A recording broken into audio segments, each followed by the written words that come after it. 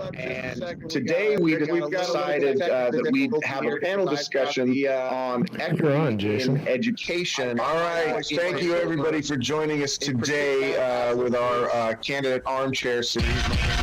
We run into this last night too. Washington's 2nd Congressional District. Everybody hold up and today we've got... Okay, we got it. We got it. Okay, continue when you have time. Okay, we got it.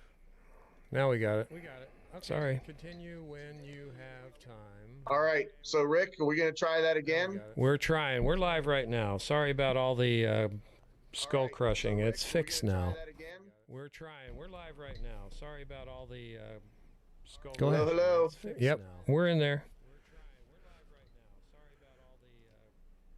Go ahead. Hello. Yep. You're good. Go ahead. Let's try it again. From the top. So, sorry about that. Okay. So, we're having a panel discussion on equity in education, in particularly as it is affected by the coronavirus crisis, but also to seek not only how we can continue educating our student populations more equitably, find ways to educate them equitably through the coronavirus crisis, but also to provide a discussion to look at the directions of where the education system is failing many of our students in terms of equity, and how when we get back on our feet with having students in the classroom, what we can do to have a more equitable classroom. I think the crisis provides us with an opportunity to step back and reassess what the education system really is all about in terms of serving the needs of our students. And so I have a couple of panelists joining us. I thank them very much. My good friend, Michael Pena, who is a science teacher at Mariner High School in Mukilteo. I was a high school teacher for roughly 18 years, and I taught in Mukilteo, not at the same school as Michael, but I know Mukilteo School District. And I know that when I was teaching there back in the 2000s, that there were some serious equity problems. And Michael has been on the forefront of trying to resolve those, not only in Mukilteo School District, but statewide and also at the national level. And also Tracy Castro-Gill, who is a leader in the statewide education equity movement also. And I'll let Tracy talk a little bit more about the work that she has done. But I want to do, before I have the panelists talk, I just want to talk about my understanding of equity and where the problems are, not only in shifting to online, but equity is not just about physical and financial resources and making sure that those are distributed equitably amongst our students, but we're also talking about things like staffing, and do our teachers look like, much as we talk about the policing and criminal justice system and policing in our communities, do the police look like the communities they are serving? Do our teachers look like the communities that they are serving also? We have a problem with the school to prison pipeline. And no, dude, I'm in the middle of a stream. I'm sorry. Can I call you back? Hey, Rick, you're not muted. Thanks. So we've got the school to prison pipeline. We know that discipline is not meted out equitably in our school systems. We see that constantly. And then we've got the issue of administrative resistance. The people who tend to be the most resistant to examining equity issues and implementing solutions for equity are the administrators themselves. So Michael and Tracy are a wealth of knowledge in this area, and I look forward to a fantastic and productive discussion. So I would like to talk with, or have Tracy introduce herself and tell us about the work she is doing and where she sees the situation at this point. Thanks. So currently I'm working on starting a 501(c), I have to get that right, nonprofit called Washington Ethnic Studies Now. So I also am employed by Seattle Public Schools as the Ethnic Studies Program Manager, but I want to make it very clear I'm not representing Seattle Public Schools in this interview. And so my work is primarily around ethnic studies and also advocating for educators of color in leadership because of all the reasons you just laid out. And so technically I can speak from the administrator point of view. I work professionally from like my day job at the Seattle Public Schools district office. So I'm in there with the administrators and see that resistance that you're talking about. And I'm also a doctoral candidate, and I'm writing a dissertation on retaining educators of color using curriculum like ethnic studies. So that's kind of my area, my focus area is curriculum, ethnic studies, and advocating for the leadership of educators of color. Michael, would you like to give a quick introduction about yourself, your history in education, and the work that you have been doing around equity? Sure. I've been, I think, with Mukilteo 11 years now. I was in Bellevue before. My work really came out of the early testing stuff that we were trying to lay up on science students, and just the sheer problems we had with that in terms of our brown and black students. And how that was working, how it was not working really, and really began kind of focusing on standardized testing and really standards in the classroom. And as I became more involved in that, I really began to focus on what was going on within our teachers union. So I'm really trying to push right now as far as how are we supporting our teachers. I can't even begin to touch the work that Tracy is doing in terms of what's going on inside of a district.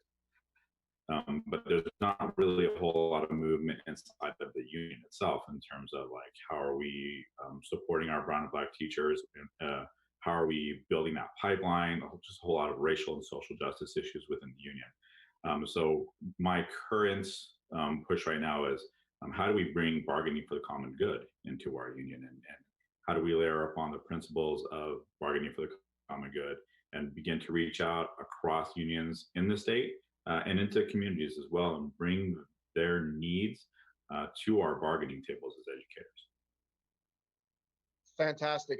And I'd like to note also that Michael and I first came together, a dozen or so years ago through union work. And as Michael said, work on standardized testing and resisting the whole standardized testing system in Washington state and nationally. And I remember sitting around my coffee table, 10 years ago, working on resolutions that we were bringing to the WEA RA. So Michael is really on the forefront of pushing the union to do the right thing for both teachers and students, and understanding that the union doing the right thing is not just about bargaining for salary and benefit. It's about what the work goes on, what work goes on in the classrooms to support our teachers and our students. So I appreciate that very much, Michael. So I would also like to say that in terms of equity work in education, as a political entity, that neither political party, certainly not the Republicans, but I don't want anybody to think that the Democrats as a political party have a handle on equity issues. So the work that goes forward, the work that is being done, the progress that is being made is solely based on the efforts of the activists and the people who are within the system who are trying to make change, as it usually is. So Tracy, I'd like to go back to you and talk about, tell us about the work that you have done and the fights that you have had to develop ethnic studies curriculum and bring ethnic studies to the state curriculum, and just let us know what your challenges have been and where you are with that work. Sure, and you might hear my cat in the background. He's locked out of a room that he wants in. So it has been a fight. And it started here in Seattle. I joined a group that Pena was on with the NAACP, Rita Green and John Greenberg. Tess Williams were on that. And we wrote a resolution, presented it to the community, brought it to the school board in Seattle Public Schools. They approved it. And it was a fight to just get this position that I'm in now, the Ethnic Studies Program Manager. The district didn't want to fund it. My previous supervisor, Dr. Kyle Kenoshita, had to fight for that position to maintain it. They were trying to make it like a teacher on special assignment and expected a teacher in the classroom to manage an entirely new K through 12 interdisciplinary program for the largest district in the state of Washington. And so he had to fight them on that. And since I've been in this position, it's been nothing but a fight. No funding for positions. I'm the only person at the district level who works on this. The school board unanimously supports ethnic studies. They still do now, even after the recent election. The school board members that were recently elected probably support it more than the previous school board directors. But the superintendent and the administrators at the top level of the district don't value it or are afraid of it. There's some indication that they're afraid of it too, because it challenges their authority, because, you know, ethnic studies demands that power is shared and that it's collective. And so there's been a lot of pushback, not funding, not supporting the work. So for example, last summer, I organized and managed a summer institute. It was 2 weeks long. 100 educators from across the state came for 2 weeks during their summer and learned about how to teach ethnic studies. And these were like 7-hour days for 2 straight weeks. Huge success. The data, the evaluation data that we pulled was extremely positive. 95% of the participants said they would recommend it and gave it 5 stars. It was barely a blip on the superintendent's radar. And when she did suggest that, you know, that it be recognized, she left out the names of all the people of color, all educators of color who led it and organized it. And so this is part of the resistance. So we think of resistance as maybe like the not funding, like that's clearly resistance, but then not acknowledging the labor of people of color who are working against the system and being burnt out and doing that emotional labor, not recognizing them is oppression. That's a form of oppression. And so, you know, I called that out because that's what I do. and it's made me a target. And that's what I'm dealing with right now. Oh, I am no stranger to being targeted in education, and I know Pena feels the same. So, what if you could? Can you, for people who are watching here, can you describe what ethnic studies is, what it entails, and in terms of equity, why it's important? Yeah, I always point to the research that was done by Dr. Christine Sleeter. It was commissioned by the NEA. And if people just Google Christine Sleeter Ethnic Studies NEA, they'll find it. It's a free resource on the internet. And that it's kind of old now. It was done in 2011, but it was a meta study that finds it's all about the social benefits of ethnic studies. And she breaks it down for students of color and white students. And she breaks it down by content area. So she has a whole section on how ethnic studies improves math outcomes for students, right? So there's a lot of research around ethnic studies, but to me, ethnic studies is education reform.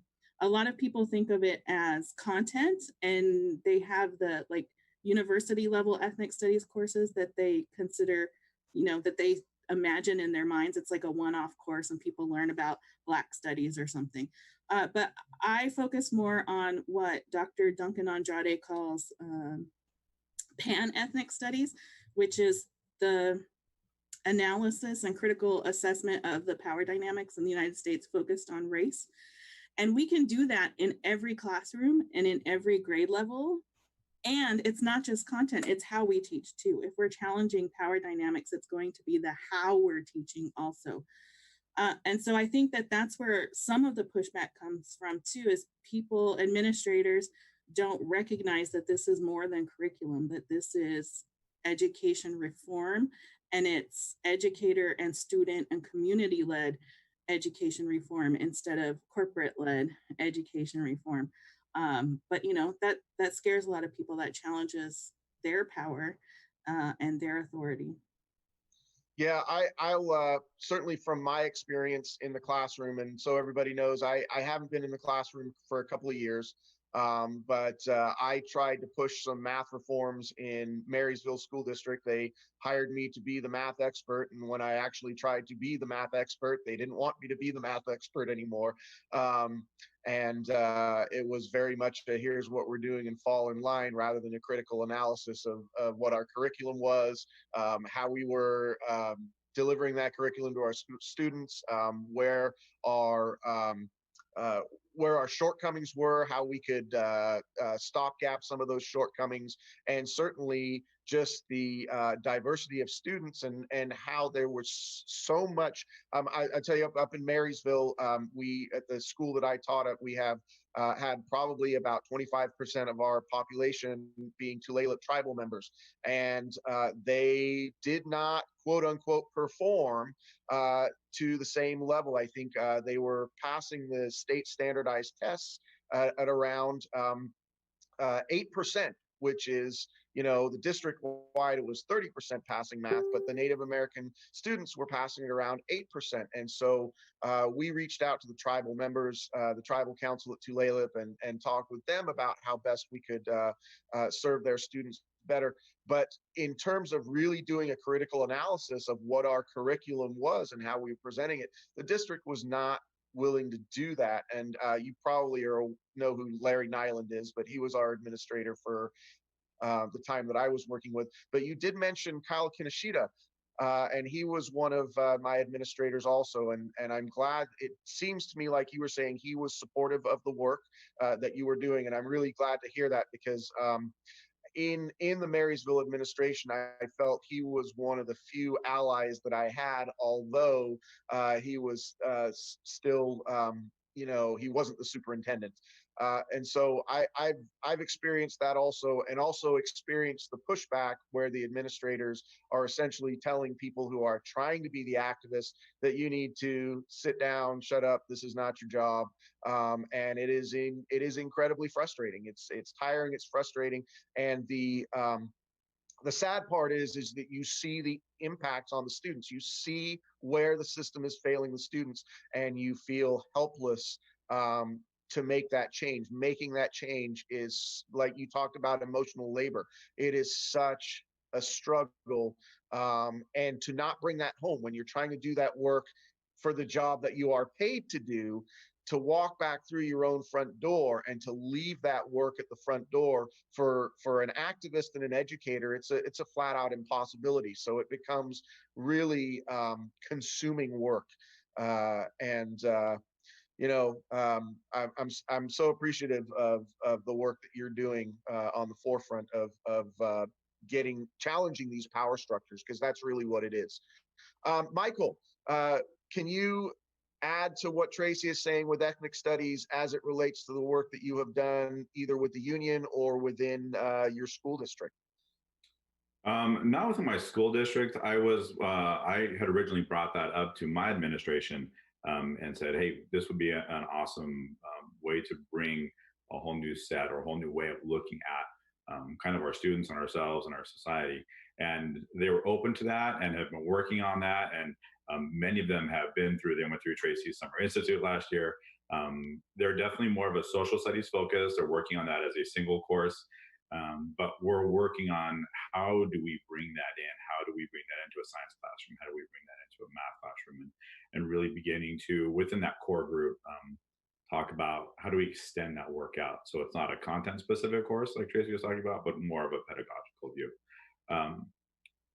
For me, when we're talking about just the idea of equity, one of my sticking points has become, we as educators talk about the ways that the system needs to change. Schools need to do this, we need to implement this there, and we have not held that mirror up to ourselves and talked about the ways in which we as educators need to also change and to learn to use those multiple viewpoints and look at the ways we are not addressing equity within ourselves and within our own structures. So that's been kind of one of my driving points.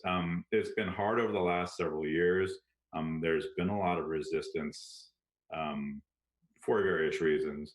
But with a new administration within the Washington Education Association that's really brought kind of a progressive viewpoint into the union. There's kind of been an opening. We've actually brought together a racial and social justice committee, and that work right now is really just kind of beginning to get going. When you do this, you really have to move through a lot of stuff. You have to own things, you have to have conversations. I mean, you need to move through a lot of discomfort in order to get to that point where you can begin to be productive. I still think we're in that point a little bit, and we know that it's going to take some time. But if we truly want to do what's best for our students and our communities, we really have to begin to change our structures as well, and really begin to reach out and then not just say, oh, our classrooms are our students' learning environments, so that when we go to a bargaining table, we use that as an excuse, we use that as a reason to ask for something. But I really want that to be the point of purpose, right? That their learning environment is where we are meeting them. And how do we do that in ways that are truly respectful of that space? Not just for the student and the family, but that community as well. And that community is going to reach out into all sorts of different areas. So how do we bring that together when we go to a bargaining table and really begin to ask for things that are truly representative of our needs as educators? So one of the things that I think, and I see this, you know, I'll talk about this in sort of a framing of myself as a white male educator. There was a learning curve for me. I will admit that when I came into education, I did not have a focus on equity. I was just, you know, I'm a math teacher. I know my content. I know how to quote unquote deliver my content. I'm good at communicating with my students. But I didn't come at it with an understanding of equity. And I think, you know, the reality is my cultural whiteness was part of that, and I had to do a lot of learning and growing, and I want to thank you, Michael, because you have really been a linchpin for me to develop myself, you know, back in the day as an educator with those understandings. But can you talk, either Tracy or Michael, can you talk about why equity and ethnic studies, and a shift in the power balance within the education is just as important for white students as it is for students of color? Because I think that is something that, you know, our predominantly white culture here in Western Washington really misses. Yeah, I think, oh, that's so layered. So the white students are going to grow up and be the white teachers, right? And interesting, I don't remember where this data came from, but there's data that says white teachers go into teaching for the love of the profession, and educators of color go into the profession to change it, right? Because of our experiences growing up as students of color. And so white students, current white students, need ethnic studies so that they don't continue to perpetuate the racial inequities in the system as they are currently doing. I also think it's important for white teachers, because if we mandate ethnic studies and we mandate racial justice, professional development, white teachers are going to have the knowledge that we all have been denied through our own education. And then we can challenge the system. Because what's happening now, I want to go back to the educators or the administrators, because that's kind of where I am right now. White educators who are on board, or who come on board, like you said, Michael helped you come on board, they are eventually somewhere down the line pushed on against administrators, and they acquiesce to that because they don't want to lose their jobs, because they don't have as much, no pun intended, skin in the game as we do, right? And so they will give in to whatever pressure the administrator is putting on them to maintain the status quo.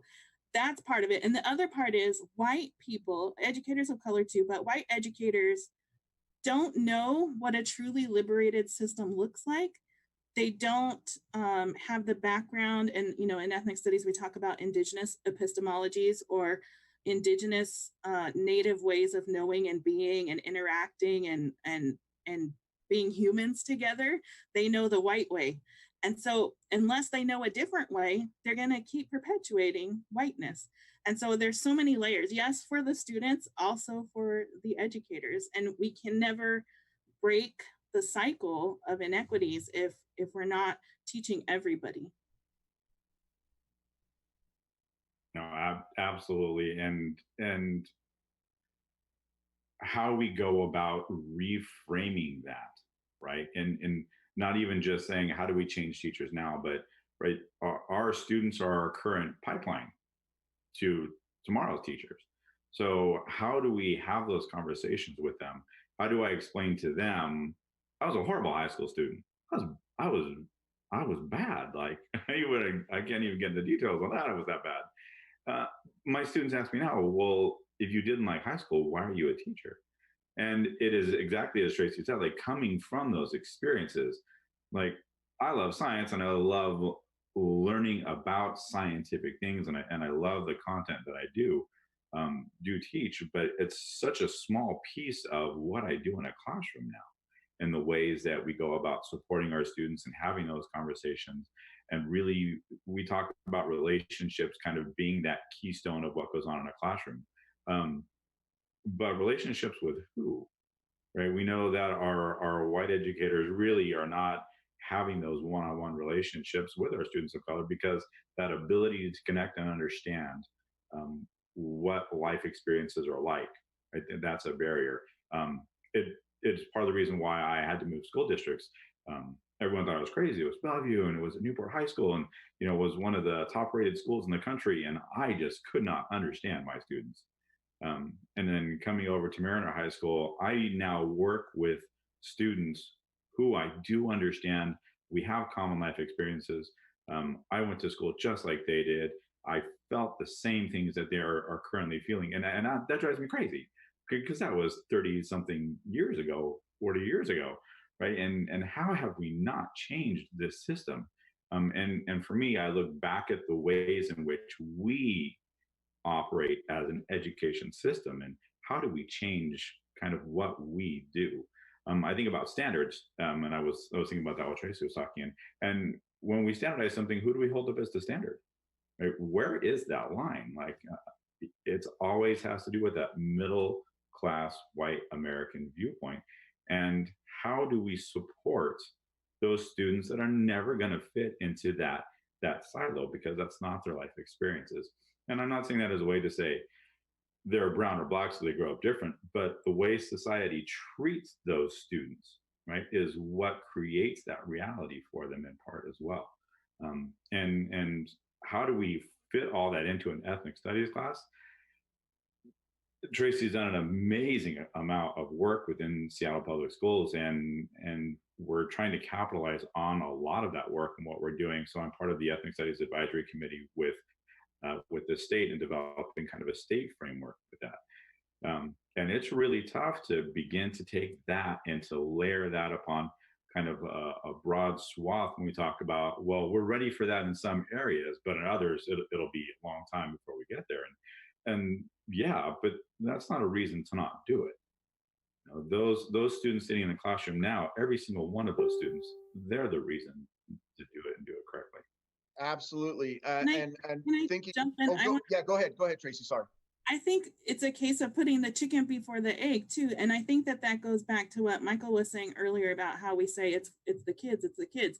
No, it's us. And that's that deficit mindset of, okay, let's build this ethnic studies curriculum and teach it to the kids without even looking at the structures that prohibit us from implementing an authentic ethnic studies program or curriculum, because the teachers who are teaching it are racist, or the system that houses the curriculum is racist. Like, we are, even in Seattle, like, we're guilty of it too, but on the state level, we're creating this framework without even considering changing the structures. It's still led by white educators. It's still, the barriers that they've created, the whiteness embedded in the infrastructure of these institutions are still there, and nobody is questioning that. And so I always use when you're on the airplane, they say, put the mask on the adult before the kid. Like, it's the same thing in education, but we're not doing that. And so what happens is equity is co-opted now, right? And Michael talks about this too, how equity has now become how do we make it equitable for Black and brown kids to be more white? That's what equity is now in education. I do. It drives me crazy when we talk about equity.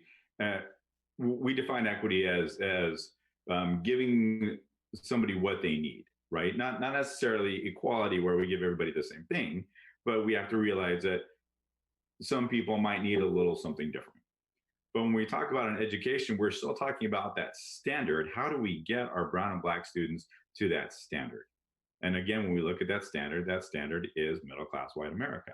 And why should our brown and Black students have to worry about that as their standard? Is there something deficient within that student?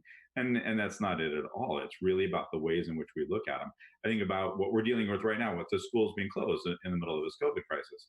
And we're thinking about ways in which we can be equitable, but it's the system that's looking at the ways, and the system is determining equity based on what they consider to be these needs. Great, every student needs a laptop. What about Wi-Fi? Where's their access? And then we say, well, Comcast will take care of that, or Frontier will take care of that, as if it's not our responsibility to make sure that there are places where these families are not going to have access. You're going to send one computer home, but you have, 3 children living in that home at high school. And, so how do we go about reframing the way that the system looks at what it's doing? Because it's a systems deficit. It's not the students or the families deficit. Do you find one of the things I guess I want to touch on is looking back over my career as an educator. You get a sense when you're in the classroom of which students feel empowered in the system, of which students know that the system is working for them, and certainly which students feel unempowered and feel like the system is working against them. And one of the ways that really plays out is what we have identified as the school to prison pipeline. And how important is the ethnic studies work in, Rick, did I go freeze? Or am I okay? I think I might have frozen. You're okay. Keep going. Okay. So how important is the work of ethnic studies doing to both empower students, to have teachers, educators understand student empowerment, and how does that impact discipline? I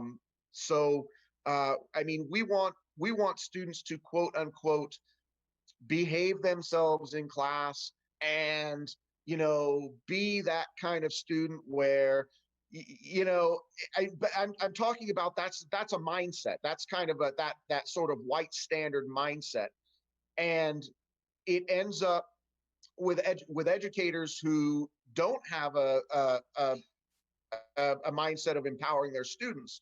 You end up having discipline rates for Black and brown students that are off the charts compared to white students.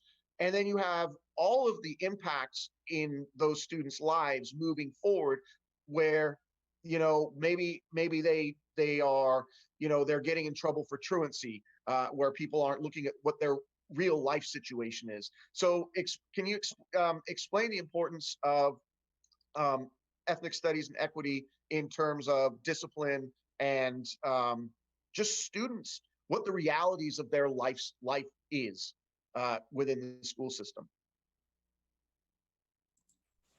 Well, there's tons of research and history on ethnic studies in at least a high school setting where, especially in San Francisco, there's one study now, I can't remember the name of it, but it comes out of a high school in San Francisco where they basically closed the gap in attendance and GPA between Latino and Black students with an ethnic studies course, just one ethnic studies standalone course. So imagine if it was embedded throughout all of the curriculum and treated as reform rather than just a standalone course, the impact would be exponential.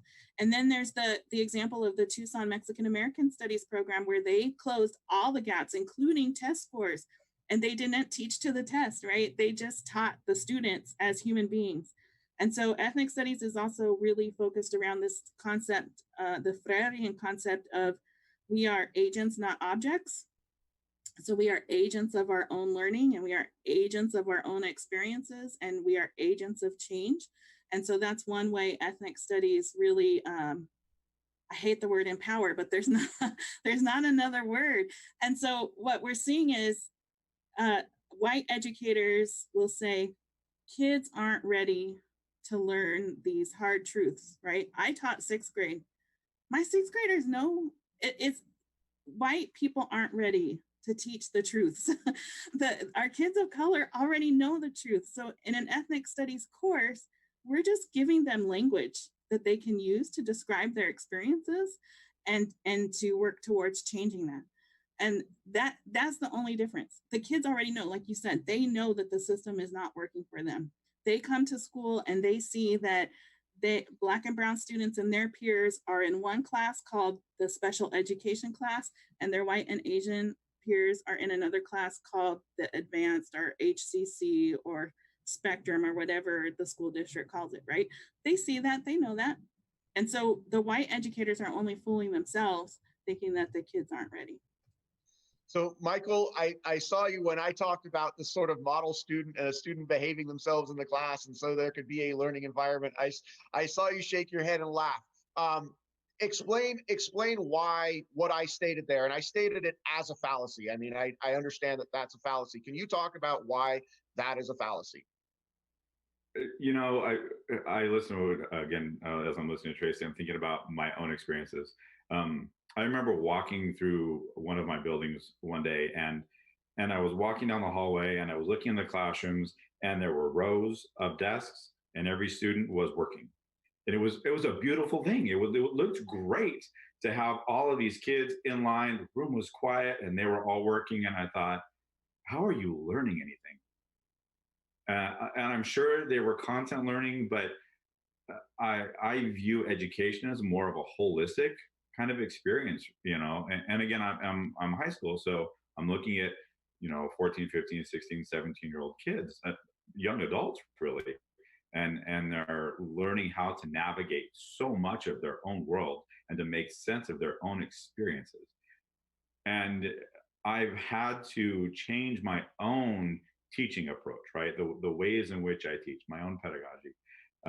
My room is chaos to anybody who steps into it. There's music, the tables are everywhere, the students are everywhere, but there's so much kind of ownership of learning that's occurring in that classroom. A couple of the hardest things I've had to deal with is how do I approach that from a content area? How do I change what I teach? Because I've changed how I teach, and I feel like I've been pretty successful at that. The grading system has been problematic. I love that my students take ownership over their own learning, but I don't want to have them think that they all need to be at the same space, because we all come with different backgrounds, different levels of knowledge. We've had different access to knowledge. We all know different things, and I don't want any student in my classroom to ever think that they all need to know exactly the same thing, because we're not all exactly the same people, and the ways in which we express our learning is so different. I think I've given maybe 3 multiple choice quizzes in my class this year before we were up for COVID, and not one test, because I assess in so many different ways. And that assessment is really almost like a project-based learning for them, in which they can show me either individually or through group work, and I leave that up to their choice most of the time. Show me what you've learned. Express to me what learning looks like to you when we've talked about this. And I spend the first probably month and a half of class just getting to know them. We touch very little content. And we do things. And from day one, my class is loud, and I am involved in conversations with them. I'm getting to know who they are. I'm getting to see where they're at, so that as the year progresses, I can give them feedback on their learning process, right? Because there's never an end goal to learning. It's something that has to be continual. So where are you at on that journey? And you brought up discipline issues. I don't have any. I don't send kids to timeout. I don't give detentions. I don't have kids that talk back. We develop a relationship, and it is an adult to child relationship, and it is um, kind of something that's built into the system so that they come to the class with. But I treat them the way that I think I would have wanted to have been treated when I was 15, as if I knew everything, but I really didn't know anything. And now I don't know anything, and I know that, and that's okay. But I treat them with respect, and I treat them like human beings, and we have those conversations. And I don't ever have to send anyone out with a hall pass to go see somebody somewhere. That's an Yeah. in-class thing, and that's something that if there is something going on between a student and I, or students, we can have that conversation in my classroom, because they trust that I respect them and that I am there to help them through whatever growing pains they are experiencing. And it just drives me crazy when I walk by our timeout room and I look in there and there's rows of Black and brown boys and girls. And I ask them what they're there for, and oh, I didn't bring a pencil to class, or oh, I didn't have my book, I didn't do my homework. And I'm like, these are never reasons to deny students a learning experience. And all you're doing is berating them for being less than you think that they should be as an educator who is an authoritarian. And that's not how we should go about this process of learning. I think just one of the things that I did in my own classroom, and it's also, unless you have administrators who understand the needs of the students and the varying needs of the students, and a lot of them say they do, but they really don't. They want to walk into your classroom and they want to see, what they consider engagement. And so I did the same thing as you did, where I would develop relationships with the students, but then I would also have to say, we have such and such content that the system wants us to get through. That's not realistic, because I know where my students are and I want them to get as much as they can out of it. Well, we can't do it if we're going at some kind of unrealistic breakneck speed. It's almost as if, and I'm talking about from a math perspective here, because we've got to get them prepared for this standardized test. We want to make, the only thing that is important is making sure that we get our numbers up on standardized testing. And as an educator, when you push back on, you're not talking about real learning here. You're talking about something that is completely artificial, and you're trying to squeeze all of these students with varying needs, and coming to the table with various challenges, and you're trying to push them all into this little box of what you think successful students are. That became, when I finally was like, okay, I'm not going to be a teacher for a while, that was something that I was so happy to leave behind, because when that administrator steps into your classroom to do the evaluation, I don't think that they're looking for those kind of things. They are looking for some preconceived notion of what this classroom should be. And that's not what our students are. So we just have to constantly push back against that, standardized notion, because people are not standardized. That's just the reality. And I always, as a teacher, I'm there to do, I always said, I get in trouble for saying this, but I'm here to work for my kids. I'm not an employee of the district so much as I am working for my students. Let me see.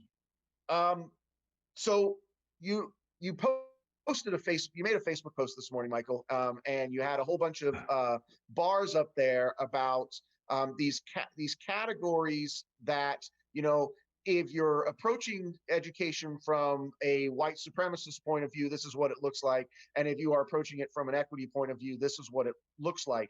How do we, what is the work to continue doing to put that front and center and say, this model is not good for our students, but this model is good for our students? Where is that going now? Where is it going with the union? How is the union involved in this? I think from the union perspective, we're taking first steps. For me, and I think sometimes maybe Tracy and I feel maybe a little different about this. I'm just about ready to give up on anybody who's maybe 10 or 15 years into their teaching experience, because you have to unwind so much of their training, their perceived experiences of what they think education should be like. I would really love to focus on where are we in our teacher prep programs, right? How do we go about instilling kind of understandings of equity, of ethnic studies, of these things that we're going to bring into a classroom and connect with students around? And how do we take that into our colleges and then really bring that down to that level of, well, now we're looking at K to 12. We talk about recruitment and retaining of educators of color. Why do we want to become teachers when our experiences in our K-12 system were, for the most part, not positive experiences? So we have to go in at multiple points. We do have to change the K-12 system, but we need to change our teacher prep system as well, so that we are, I don't want to say producing because I hate the word, but we are helping these pre-service educators kind of understand what that is going to be like when they step into tomorrow's classrooms. And that's really what we want to build. We want to lay that foundation for tomorrow's classrooms.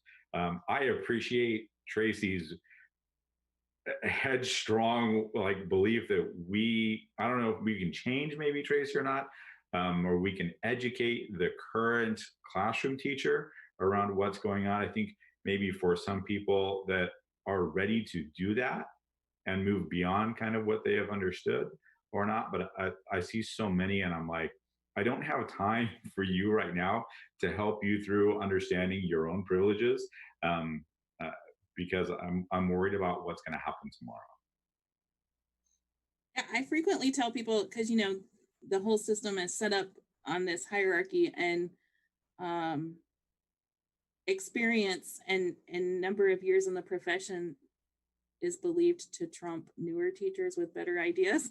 And I frequently say, well, if you've been in education for 20 years, you're part of the problem. Like, unless you're actively working towards dismantling the inequities, you are creating them.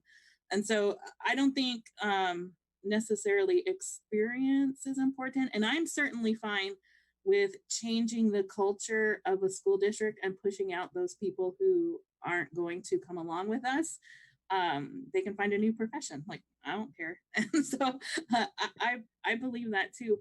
Oh gosh, now there was something I was gonna say and I can't remember. I do, thinking about what you just said. So we look at the people that run our school systems, right? And who are they responsive to?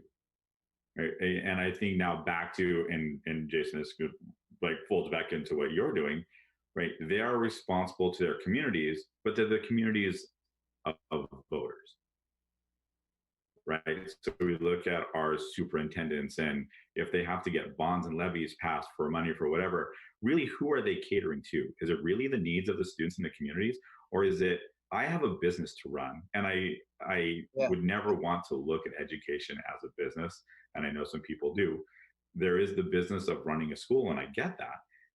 But we should never be worried about, well, I need this section of voters to show up on November whatever or February whatever because I need to get my bond or my levy passed. And I know that this section is not going to show up. Yeah, so I have to make sure that you're always catering to people who already have power in the system. So it just perpetuates that. Yeah. I want to, Tracy, did you remember what you were going to say? I did.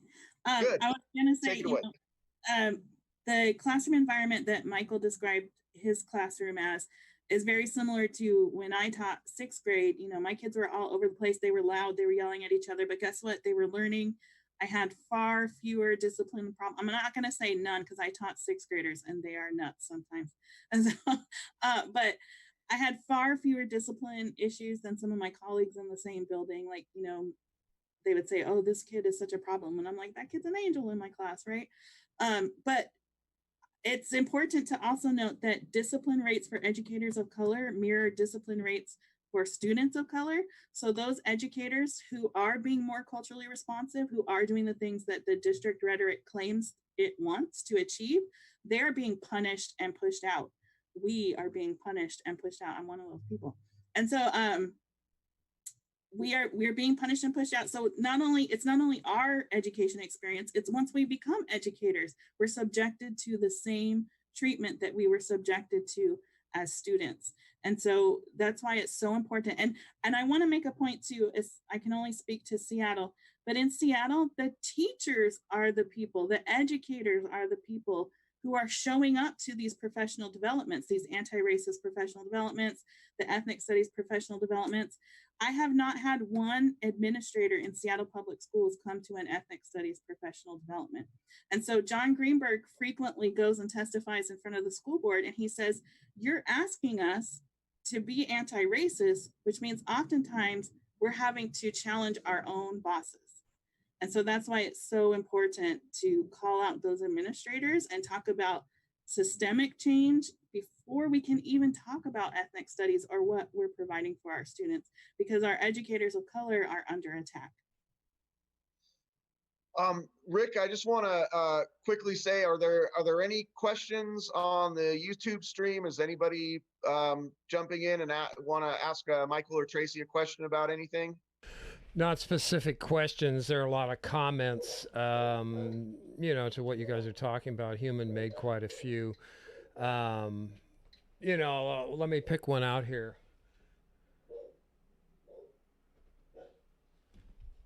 Yeah, they dismantled the student newspapers and student councils when I went to school. Is that something that we're having now with the dismantling of student councils and student newspapers? Anything that costs money, right? Okay. Sports. And ultimately, those things that are early to go are the ones that give student voice, and it's so important. These kids, they know so much about their community, both inside and around the school. They're such a wealth of knowledge, and we often look at them as if, well, you're young and you really don't understand. I'm not sure what they understand, because I understand their reality, and I know that will change as they get older. But it's the same thing when we tell students, well, in the real world. Well, right now, this is their real world. This is the thing that they live in and maneuver through every day. And part of our job as educators is to help give them the tools with which to understand and grow from. And that comes from building those relationships with them, but it comes from listening to them. You have to. And these avenues, the student paper, for example, is such an important piece of the culture of our schools that we should be sneaking money into those things so that we can use that as a mirror to look at ourselves and say, where are we failing our community? Right here in the school, right? And how can we best support these children, these students, and their families? Because this is their reality that I'm looking at, that I'm reading, that I'm hearing. And how can I better create a learning environment in which they will be successful? And when I use that word, I mean on their own individual level. Can I interject real quick to expand on your point, Michael? I think that we're seeing it in our society with all the multi-demographics coming up in the ranks, and with this OK boomer. It's like I vision the OK boomers as not listening to children from ages on behind them. And so we're not nurturing that. We're just, as a boomer, speaking for myself, I see other boomers just cutting everybody off, cutting the ability to help these kids develop and grow in the knowledge of our society. As social sciences is just, it seems like it's gone. So I just wanted to add that to it. I mean, if we're gonna go forward and have a real future, we need to do everything to support exactly what you're talking about. So that's my 2 cents. And I think about when we talk about equity, when we talk about, and Jason brought up the discipline rates again, right? A lot of that comes from mistakes. And mistakes that we make are fundamental to learning, but we allow some students to make mistakes and help them grow from them. And then another set of students, when they make a mistake, we punish them for it. And right, that's that base of like, how are we being equitable? Right? How are we even creating equality? We're not even doing that. We're not reaching that level to worry about, right, some level of equity. So how do we best support students in the learning process? And the learning process is not within a textbook. It's in what's the student's heart and the student's head.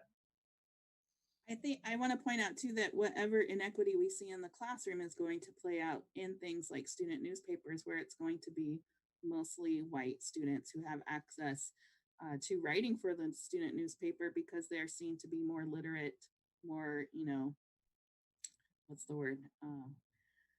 They can speak better. Right. Yeah.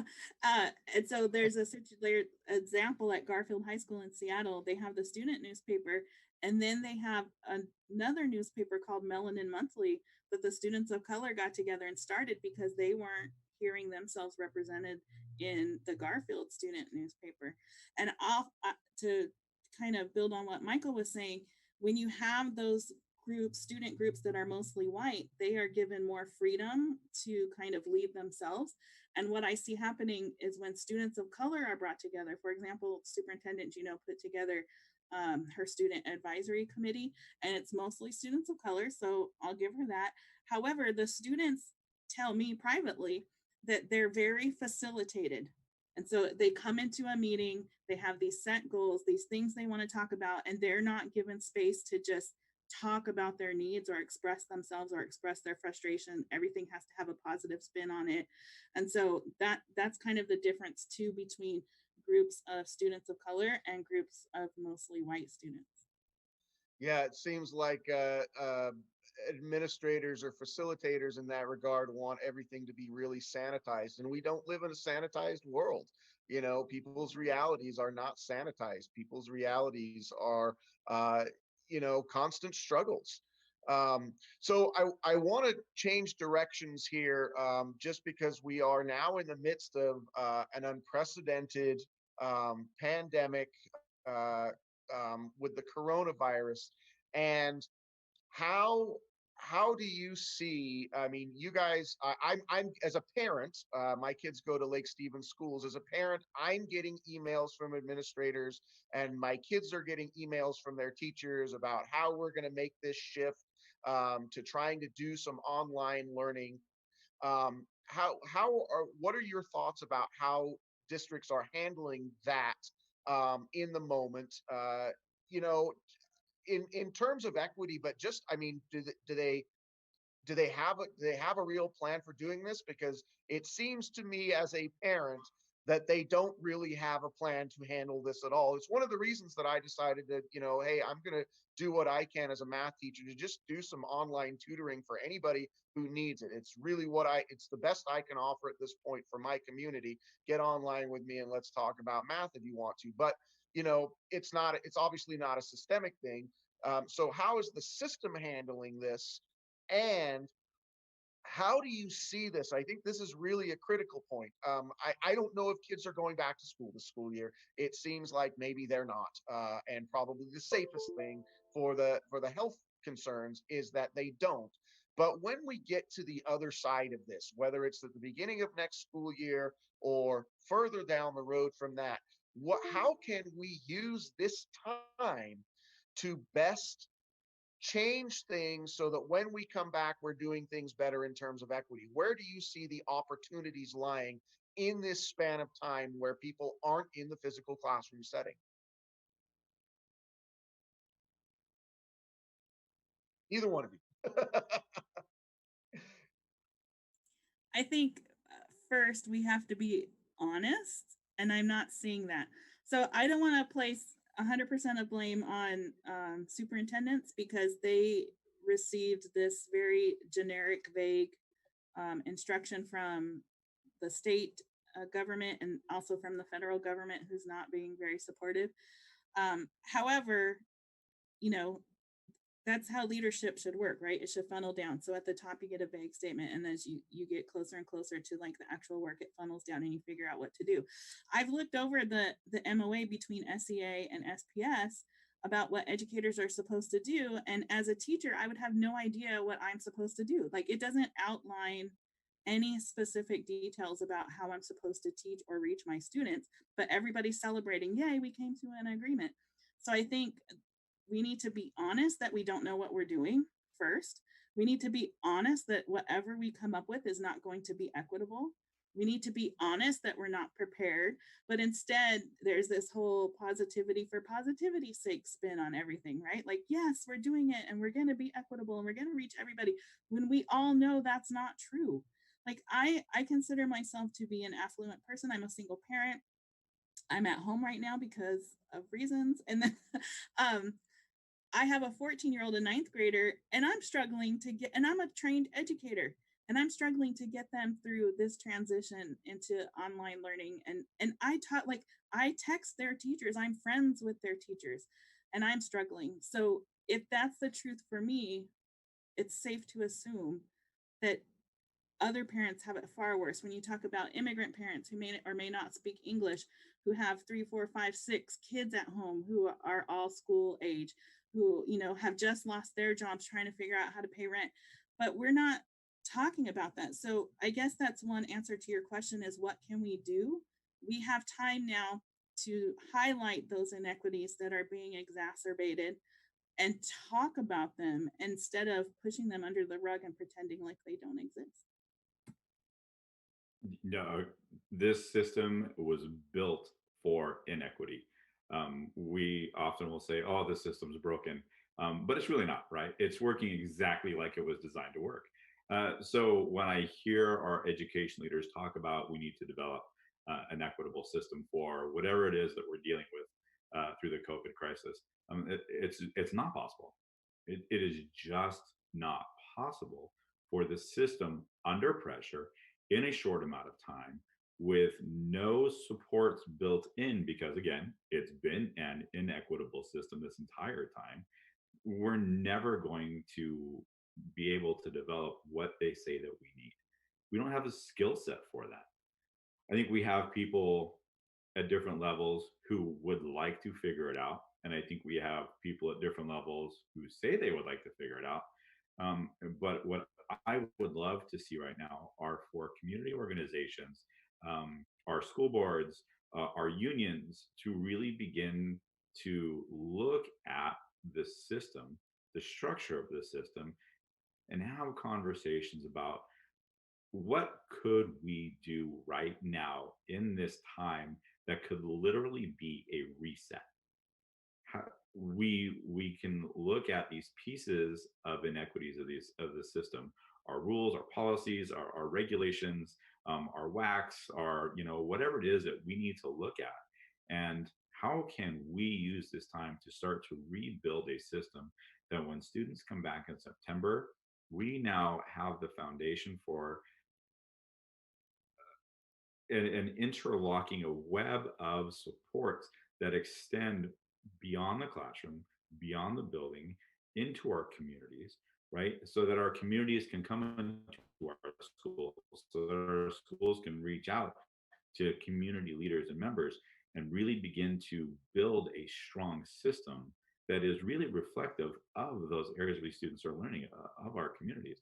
I think this is a really critical time for us to be doing the right thing instead of fumbling about trying to figure out what the answer is when we couldn't do that in the best of times. And we're going to try and do it now. Like, come on. Like, let's be realistic about where we're at and let's start thinking ahead and view this as an opportunity. All right. I think that's a fantastic point. Oz has given me the let's wrap it up. But, I just to close on that point, first of all, Michael and Tracy, thank you so much for joining us here. You guys are a wealth of knowledge on equity in education.